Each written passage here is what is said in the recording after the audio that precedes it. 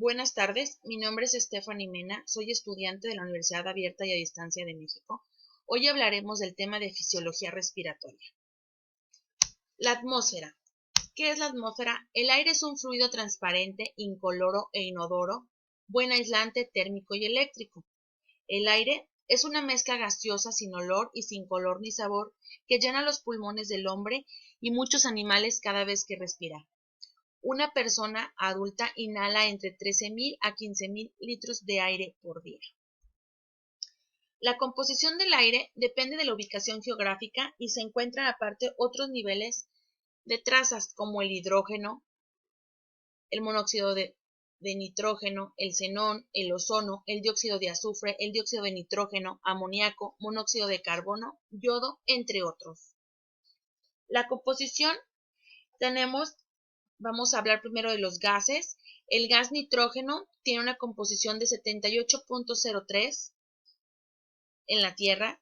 El oxígeno tenemos el 20.99, argón 0.94, anhídrido carbónico 0.033, neón 0.0015, helio 0.000524, metano 0.0002 y criptón 0.00014. Esos 8 gases son lo que componen la Tierra.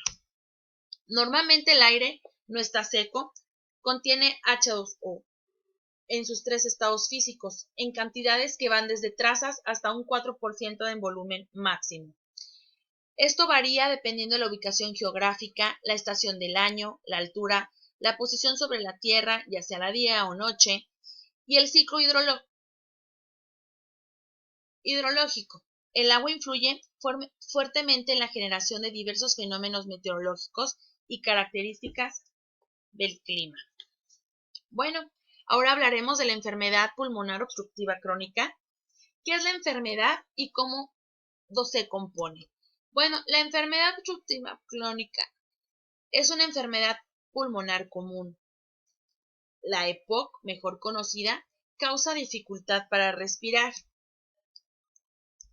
Hay 2 formas principales de EPOC, la bronquitis crónica, la cual implica una tos prolongada con moco, y el enfisema, el cual implica un daño a los pulmones con el tiempo. Hay que aclarar que la mayoría de las personas con EPOC tienen una combinación de ambas afecciones, es decir, bronquitis crónica y enfisema. Hablaremos ahora de la fisiología del EPOC. Bueno, los cambios patológicos de esta enfermedad pulmonar obstructiva crónica se producen en las vías respiratorias grandes, los bronquiolos pequeños y el parénquima pulmonar. La mayoría de los casos de EPOC son el resultado de la exposición a estímulos nocivos, los más a menudo el humo del cigarrillo. La respuesta inflamatoria normal es amplificada en personas propensas al desarrollo de la EPOC. Los mecanismos patogénicos no son muy claros, pero son más propensos las diversas al aumento del número de leucocitos y macrófagos polimorfonucleares activados que liberan elastasa de una manera que no pueden ser contrarrestadas eficazmente por antiproteasas, lo que resulta en la destrucción pulmonar. Ahora hablaremos de la fisiopatología de enfisema pulmonar. Bueno, el enfisema comienza con la destrucción de los sacos aéreos, alvéolos, en los pulmones, en los que el oxígeno del aire se intercambia por el dióxido de carbono en la sangre. Las paredes de los sacos aereales son delgadas y frágiles. El daño a los sacos aéreos es irreversible y resulta en agujeros permanentes en los tejidos de las partes inferiores de los pulmones. A medida que los sacos aéreos se van destruyendo, los pulmones van perdiendo la capacidad de transferir oxígeno al torrente sanguíneo, causando así la falta de aire.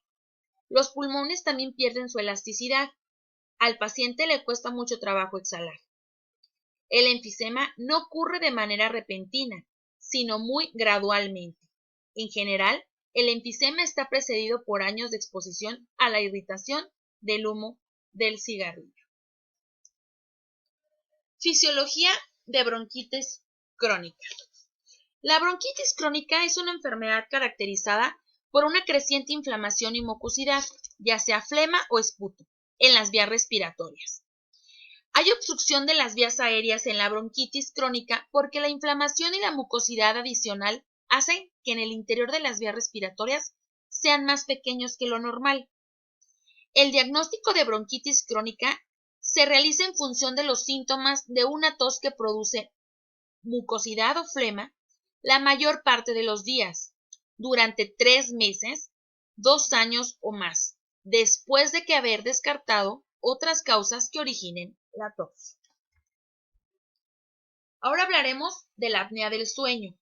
Bueno, la apnea del sueño es la estabilidad en el calibre de las vías respiratorias.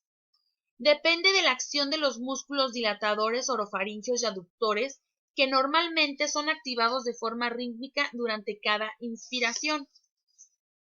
Las vías altas es sometida al colapso cuando la fuerza producida por estos músculos para un área de sección determinada es sobrepasada por la presión negativa generada por la actividad inspiratoria del diafragma y los músculos intercostales.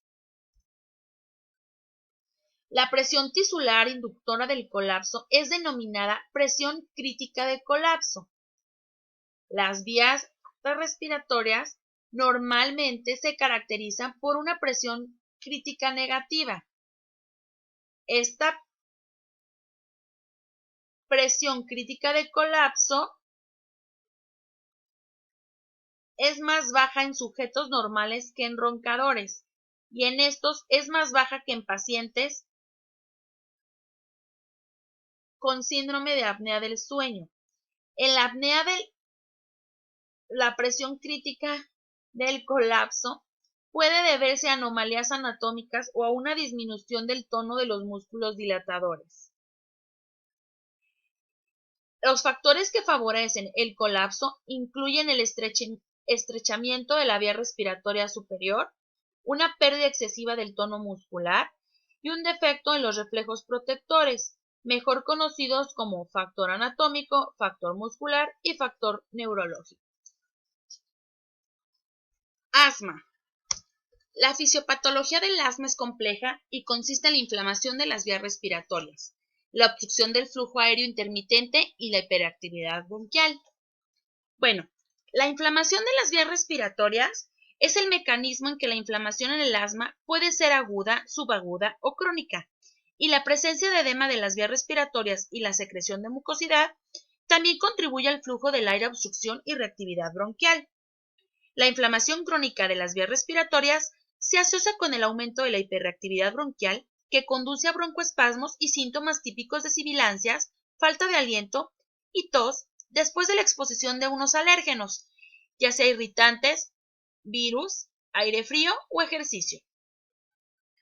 La obstrucción del flujo aéreo intermitente, que es el segundo punto, puede ser causada por una variedad de cambios, incluyendo broncoconstricción aguda, edema de las vías respiratorias, la formación de tapón mucoso crónico y la remodelación de las vías respiratorias.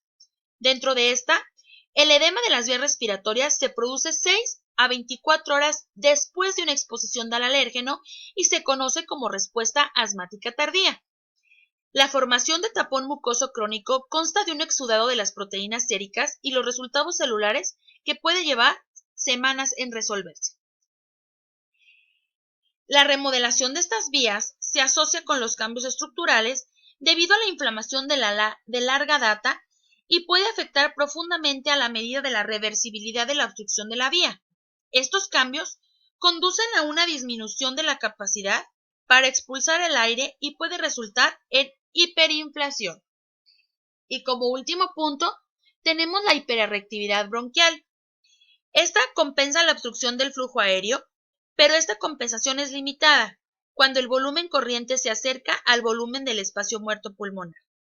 El resultado es hipoventilación alveolar, cambios desiguales en la resistencia del flujo del aire, la resultante distribución desigual del aire y las alteraciones en la circulación del aumento en la presión intraalveolar. Bueno, con esto terminamos esta presentación sobre el tema de fisiología respiratoria. Gracias.